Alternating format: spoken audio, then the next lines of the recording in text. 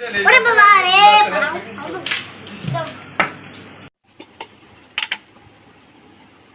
বাবা, তুমি কি আম খাবে? না বাবা, আমরা আম ভর্তা বানাবো। দেখো একটু ছিলে নি। বাঙালির যে কয়টা খাবারে জিভে জল আনে তার মধ্যে আম হচ্ছে অন্যতম। আম ভর্তা খায় না এমন কোনো লোক খুব কমই আছে। আম ভর্তা খেতে কত রকমের মশলা যে লাগে। কেউ খায় মরিচ দিয়ে, কেউ খায় ধনেপাতা, কাসুন্দি, নানা রকম জিনিস।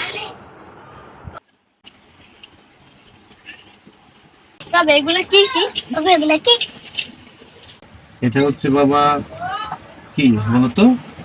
বিট লবণ। বিট লবণ। এটা এটা হচ্ছে মরিচ ভাজা। এটা হচ্ছে মরিচ আর লবণ। এটা কি লবণ? এটা এইগুলো সব দিয়ে আমরা এখন এই যে এটা করবো। দেখো, তুমি খাবে? ঝাল কিন্তু অনেক ঝাল বাবা। আমরা ছোটবেলায় এইগুলা খেতাম। বাবা কলা পাতায় করে বানাতাম। বাবা বিট লবণে কোথা পড়ছে? হ্যাঁ, আরে কি বলছিস? চিনিতে এই যে খাতা শেষ। ছোটবেলায় আমরা যখন আম খেতাম তখন সাথে একটা ঝিনুকের খোসা রাখতাম। ঝিনুকের খোসা দিয়েই খুব সুন্দর করে আম ছেলা যেত।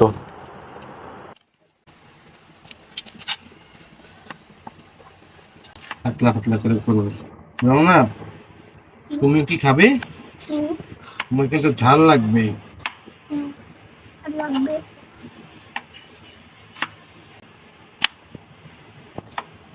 অনেক ভাবে করা যায়। আগে আমরা ঝিনুক দিয়ে আম ছিলতাম। ঝিনুক তখন তো এগুলো পাওয়া যেত না, এখন তো এগুলো পাওয়া যায়। এমনও হয়েছে এই আম ভর্তা খাওয়ার জন্য অনেক সময় মুরব্বীদের অনেক দৌড়ানিও খেয়েছি। আসলে তারা একটা দুষ্টামি করে করত, তখন তো এটা বুঝিনি, এখন বুঝি। হয়তো আমাদের তখন দৌড়ানি দিত, কিন্তু তারপরে কিন্তু আর কিছু বলতো না। আমরা ঠিকই আম খেতাম। একটু কাঁচা পাকা হালকা হালকা।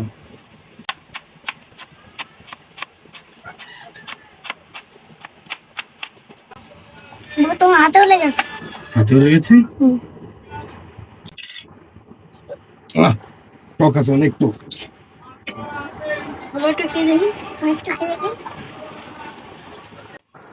বাঙালি হয়ে আম ভর্তা খাবো না তা কি আর হয়?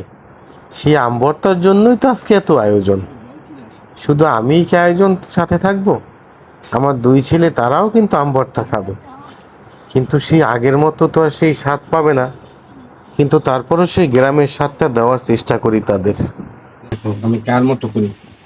সাপের মতো? সাপের মতো করি না, এটা হচ্ছে দেখুন, এটা সল্ট বে করে। এটা কি? এটা সাপের মতো নয়, এটা সল্ট বে। তুমি দেখো নি?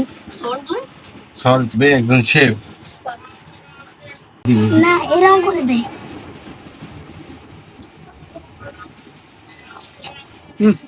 যে স্মেল আসতেছে দারুণ ঘেরা।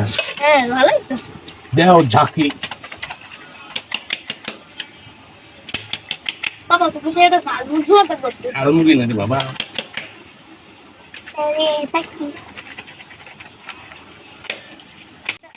আম ভর্তা বানানোর জন্য আম যে কত রকম করে কাটে। কেউ কাটে কুচি করে, কেউ কাটে কিউব করে, আবার কেউ ছোট ছোট করে, কেউ আবার আস্ত করে। সে তো নানান সাইজ। আমিও তো এরকম করেই কাটবো। কিউব করে কাটাটাই ভালো। কেউ চামচ দিয়েও মাখায়, কেউ ঝাঁকি দিয়ে মাখায়। আমার তো আম মাখানো হয়েই গেছে। আপনাদের তো খাওয়াতে পারবো না, তবে অবশ্যই আপনারা যারা যারা এবছর আম মাখা খেয়েছেন কমেন্টস করে জানাতে কিন্তু ভুলবেন না। ঝাল হয়েছে, অল্প খাও। ভিউয়ার্স, আজকে এই পর্যন্তই। দেখা হবে আগামী ভিডিওতে। আর আমাদের ভিডিওটি ভালো লাগলে অবশ্যই একটি লাইক দিয়ে দিবেন, আর আমাদের চ্যানেলটি অবশ্যই সাবস্ক্রাইব করে দিবেন। গিলে ফেললাম সেই পর্যন্ত ভালো থাকুন, সুস্থ থাকুন, কি বলেই পারি সবাইকে ধন্যবাদ। কি হতে পারেনি? গিলেই তো ফেললাম